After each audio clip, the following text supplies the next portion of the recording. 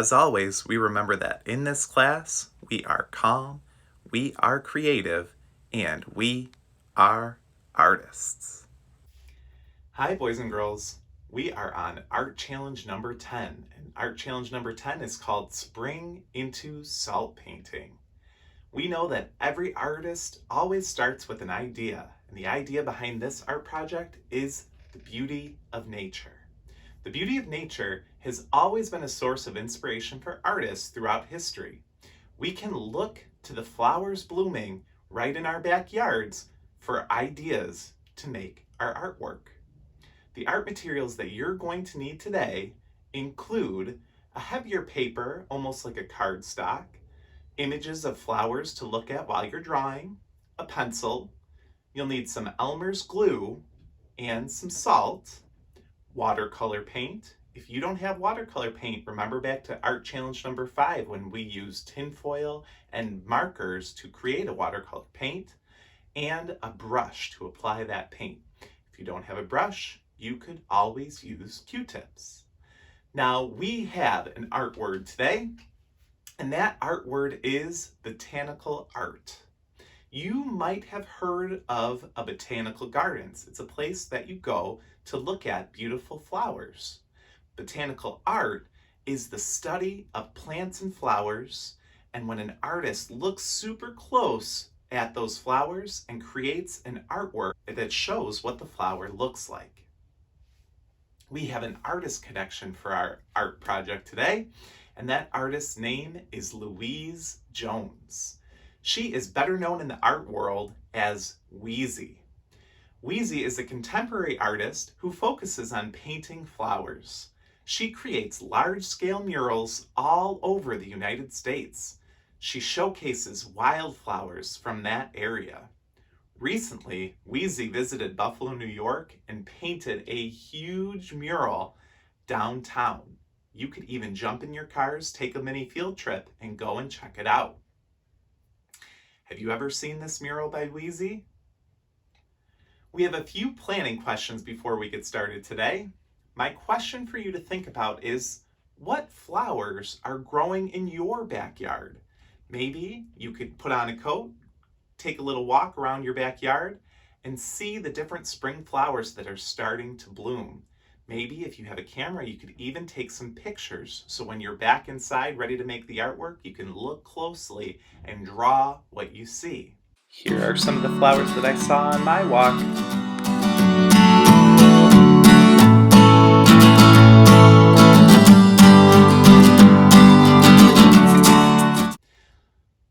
I can't wait to see what we're going to make today, boys and girls. Let's get started. Okay, friends, first things first, we have to draw those flowers. Make sure that you draw nice and big, fill up your spaces, and don't make too many tiny details because we're going to be covering this drawing with glue.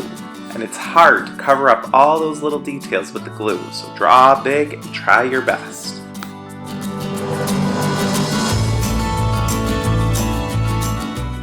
After you have your pencil drawing of your spring flowers complete, it's time to pull out your Elmer's glue. Any kind of glue should work. Elmer's is usually the best quality. And you want to make sure that your tip is clear and ready to draw.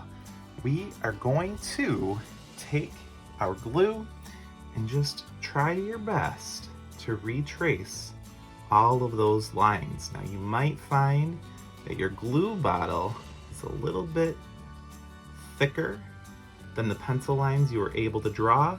That's perfectly okay. Just try your best. I'm going to take my time here, outline all of the flowers the best I can, and then we will cover it with salt.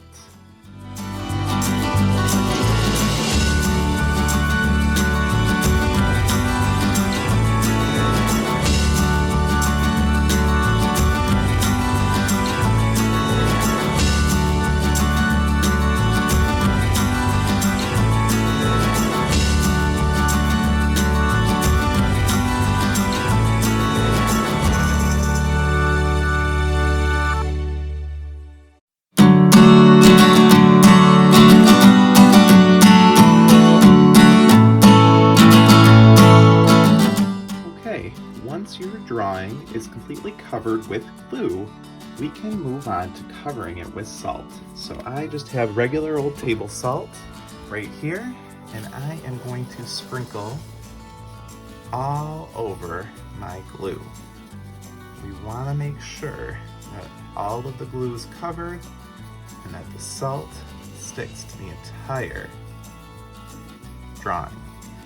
Now, once our picture is covered with salt, we want to be careful because that glue will not be dry right away. You could either do this right into the garbage can, or I have a bowl right here nearby. You can also see that I sprinkled my salt right onto a piece of paper so I don't make a mess. And I am going to carefully pick up my drawing and pour whatever extra salt I have into this bowl.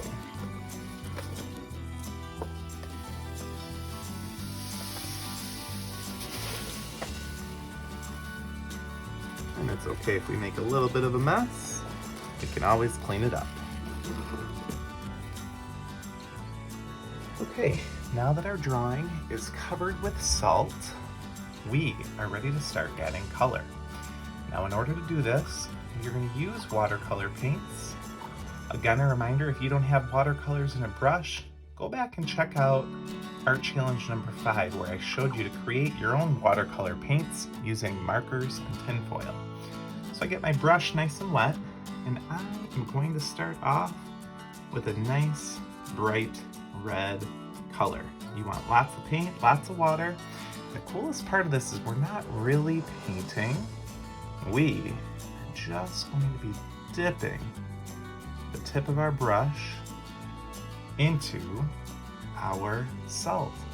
And you will see, kind of like magic, paint will just absorb right into that salt and kind of start to fill in. You don't have to wait until your salt and glue are dry. You can start this process right away. The best part about this is how colors blend together. So I'm going to wash off the red off my brush and get some of this bright yellow. And check out how the yellows and reds mix together here to make a nice orange, which is beautiful.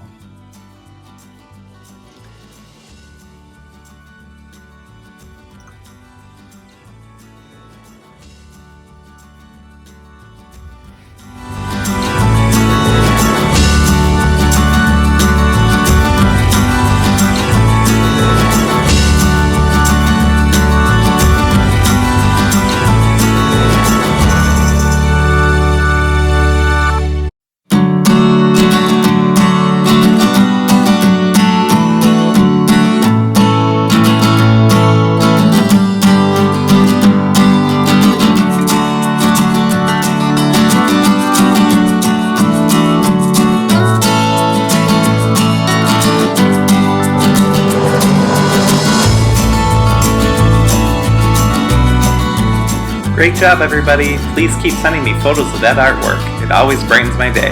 Happy spring!